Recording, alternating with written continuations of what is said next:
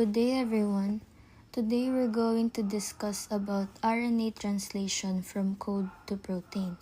So this is a clear step-by-step breakdown of how ribosomes synthesize functional proteins from messenger RNA templates.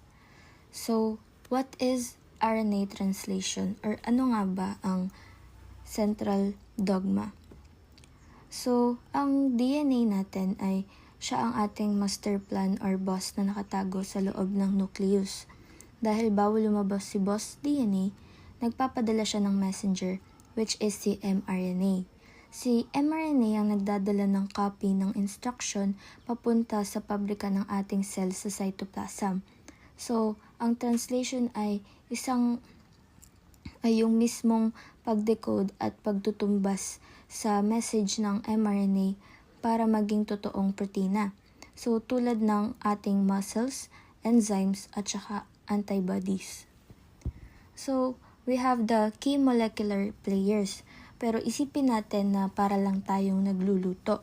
So, bago tayo magluto, kailangan muna nating kilalanin ang ating mga cellular kitchen team. So, meron tayong mRNA or messenger RNA, ribosomes, tRNA or transfer RNA, at meron tayong amino acid.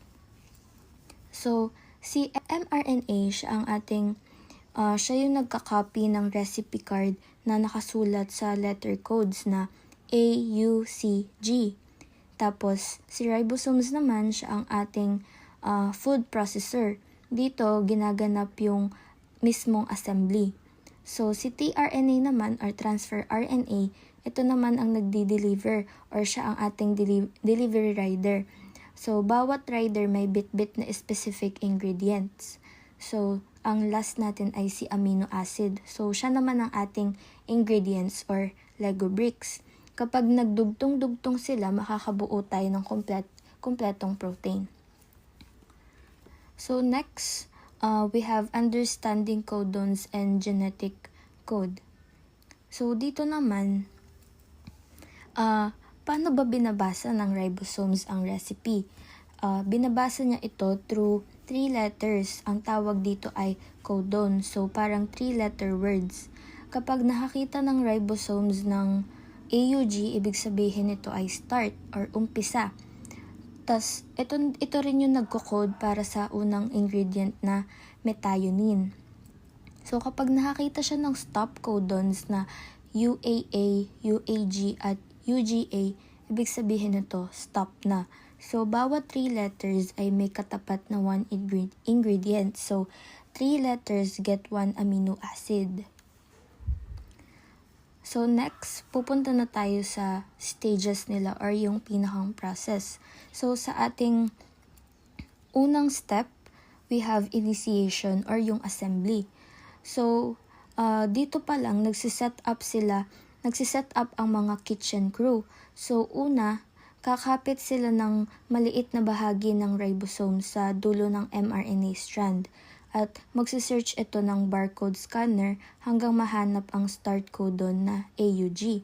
Pag nahanap na, darating naman ang unang delivery rider na si tRNA na may dalang methionine gamit ang matching anticodon na UAC. So lastly, tatakip sa taas ng malaking bahagi ng ribosomes. Tapos, complete na ang machine at ready na mag-build. So, dito naman sa ating pangalawang step na elongation, so, dito sa part na to, dito na ginagawa yung protein. So, papasok na si delivery rider or si tRNA, papasok ang panibagong tRNA rider na si A site, dala ang susunod na amino acid. So, dikit ng Lego bricks, ang ribosomes ay mismo sa magdudugtong sa lumang amino acid at ang bagong amino acid sa pamamagitan ng peptide bond. So, merong move forward at magi-slide naman ang ribosomes ng 3 letters forward. Yung tRNA na naisalin na ang ingredient ay lalabas para mag-recharge. So, paulit-ulit lang tong process na to habang humaba ang ating amino acid chain. So, sa ating third stage naman, ang termination, dito na nire-release ang protein. So, ito na yung huling step. So, habang nag-i-scroll si ribosomes, makaka-encounter siya ng stop codon na UAA, UAG, or UGA. So, dahil sa stop codon na to, walang TNA rider na tumatapat dito. Instead, pumapasok na ang tinatawag nating release factor. Para siyang inspector na magsasabi na ng cut, ganon. Tas pag magpuputol ng bond, mailalabas na ang nabuong chain para mag-fold bilang ganap na protein. So, nagsaseparate na rin ang ribosome screw para magamit nila ito sa susunod na recipe. So, sunod naman, we have ribosomal active sites or APE. So, dito, para hindi natin malimutan ang 3 rooms sa loob ng ribosomes, alalahanin nyo lang ang APE. So, A for A sites or arrival. Dito, dumarating or pumapasok ang bagong delivery rider na si tRNA. So, sa P naman, we have P sites or processing.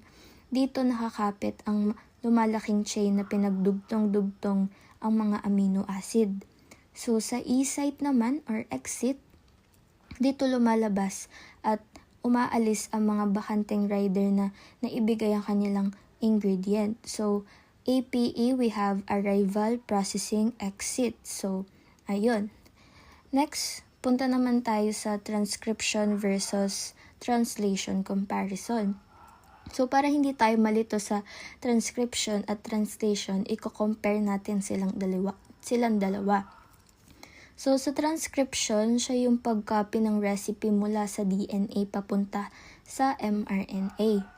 So, nangyayari ito sa loob ng nucleus at ang gamit nila dito ay RNA polymerase. So, sa translation naman, ito ay ang pag-build ng mRNA papunta sa protein at nangyayari ito sa cytoplasm gamit ang ribosomes at tRNA. So, mas madaling alalahanin na for transcription ay copying, translation ay building. So, that's it guys, and I hope you learn a lot from me and thank you for listening.